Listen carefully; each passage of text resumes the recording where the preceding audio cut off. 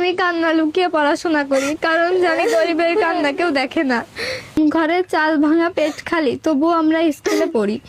আমার ছোট বোন একদিন আমাকে বলেছিল, আপু গরিব কি মানুষ নয়? সেদিন আমি লুকিয়ে অনেক কান্না করেছিলাম। আমার বাবা অনেক কষ্ট করে ইনকাম করে, কিন্তু আমরা ঠিক মতো খেতে পারি না, পড়তে পারি না। আমার এসএসসি পরীক্ষার 2 সপ্তাহ আগে আমার খালা আমাকে গাইড কিনে দিয়েছে, কারণ আমার আব্বুর গাইড কেনার মতো সামর্থ্য ছিল না। আমরা মানুষের ছেঁড়া বেড়া কাপড় পরে করে দেয়। আসসালামু আলাইকুম। আমি এসএসসি পরীক্ষা দিচ্ছি। আমরা 4 বোন।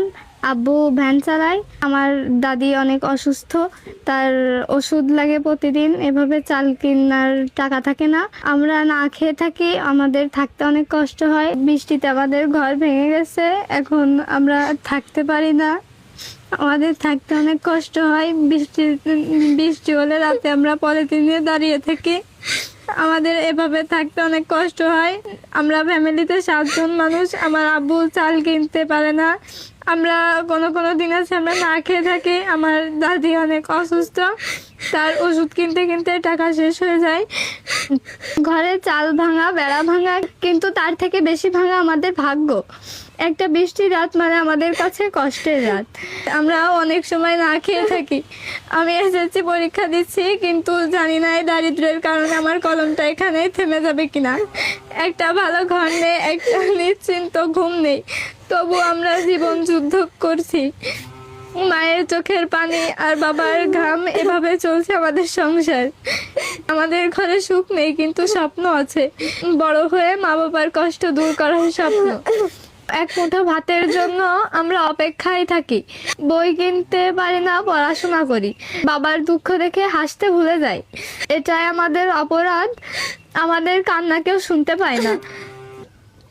আমি ক্লাস 5-এ পড়ি। আমার পরীক্ষা দিতে অনেক কষ্ট হয়।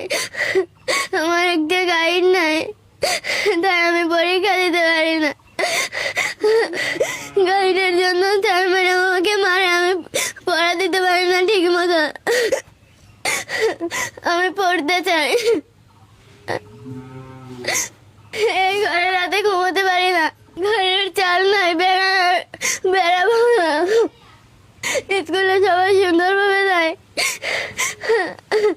আমরা মানুষের ছেঁড়া বেড়া কাপড় পরে স্কুলে যাই। আমার বউ মানুষের বাড়ি থেকে পুরা কাপড় নিয়েছে, তাই আমরা পরে স্কুলে যাই। আমার বাবার সাধ্য নেই এই ঘর ঠিক করার জন্য।